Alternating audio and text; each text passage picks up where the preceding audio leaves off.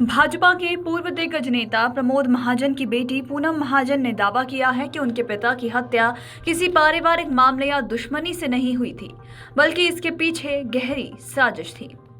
पूनम महाजन के इस दावे के बाद प्रमोद महाजन की हत्या का मामला अब फिर से चर्चा में आ गया है। आज भी प्रमोद महाजन की हत्या से जुड़े कई ऐसे सवाल हैं जो अभी तक अनसुलझे हैं। तो आइए जानते हैं कि कौन थे प्रमोद महाजन और कैसे उनकी हत्या की गई थी। दरअसल प्रमोद महाजन की अप्रैल 2006 में उनके अपने ही घर में गोली मारकर हत्या कर दी गई थी। जिस वक्त प्रमोद महाजन की मौत हुई, उस समय प्रमोद महाजन राष्ट्रीय राजनीति का उभरता हुआ चेहरा थे। भाजपा में वो अपनी सांगठनिक क्षमता और चुनावी रणनीतियों के लिए जाने जाते थे।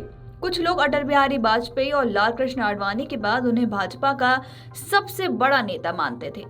प्रमोद महाजन आरएसएस से जुड़े थे और भाजपा में भी उनका जबरदस्त प्रभाव था। भाजपा के साथ ही प्रमोद महाजन के अन्य राजनीतिक पार्टियों के नेताओं के साथ भी अच्छे संबंध थे। एक समय अपने हिंदुत्ववादी राजनीति के चलते भाजपा अछूत मानी जाती थी, लेकिन वो प्रमोद महाजन ही थे जिन्होंने अन्य राजनीतिक पार्टियों को भाजपा के साथ गठबंधन के लिए तैयार किया और साल 1998 में केंद्र में भाजपा की सरकार बनी। प्रमोद महाजन अटल बिहारी वाजपेयी की सरकार में केंद्रीय मंत्री भी रह चुके हैं। आपको बता दें कि मीडिया रिपोर्ट्स के अनुसार प्रमोद महाजन के भाई प्रवीण महाजन ने पारिवारिक विवाद में अपने भाई की हत्या कर दी थी। 22 अप्रैल 2006 का ही दिन था। उस वक्त सुबह के 7:30 बज रहे थे। प्रमोद महाजन अपने घर में बैठे चाय पी रहे थे और अखबार के पन्ने पलट रहे थे। उसी समय प्रवीण महाजन वहां पहुंचे। दोनों के बीच कुछ देर बातचीत हुई। इस बातचीत के दौरान दोनों में टकरार हो गई और अचानक से प्रवीण महाजन ने पॉइंट ब्लैंक रेंज से अपने बड़े भाई प्रमोद महाजन के सीने में 3 गोलियां मार दी और उनकी हत्या कर दी। इसके बाद प्रवीण महाजन आराम से टैक्सी लेकर वर्ली पुलिस स्टेशन पहुंचे और अपने भाई की हत्या का जुर्म कबूलते हुए आत्मसमर्पण कर दिया। वहीं प्रमोद महाजन गोली लगने से गंभीर रूप से घायल हो गए और उन्हें अस्पताल ले जाया गया। हालांकि 13 दिनों तक जिंदगी और मौत से जूझने के बाद 3 मई 2006 को प्रमोद महाजन की मौत हो गई। मीडिया रिपोर्ट्स के अनुसार प्रवीण महाजन ने जब प्रमोद महाजन को गोली मारकर घायल कर दिया था, तो गोपीनाथ मुंडे सबसे पहले प्रमोद महाजन के घर पहुंचे थे।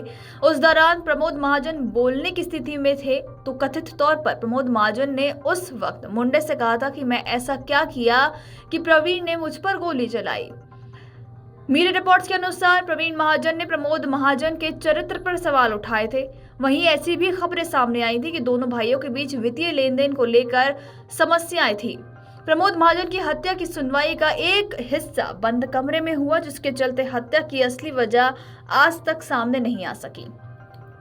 वहीं आपको बता दें कि प्रवीण महाजन को हत्या का दोषी ठहराते हुए आजीवन कारावास की सजा सुनाई गई थी। जब प्रवीण महाजन जमानत पर जेल से बाहर आए, तो मीडिया ने उनसे हत्या को लेकर सवाल किए थे, लेकिन प्रवीण महाजन ने गोलमोल जवाब दिए और खुलकर इस बारे में कुछ नहीं कहा। प्रवीण महाजन ने जेल में एक किताब भी लिखी, जिसमें उसने लिखा कि ये सब कैसे हुआ और किसने किया, ये लोग कभी नहीं जान पाएंगे।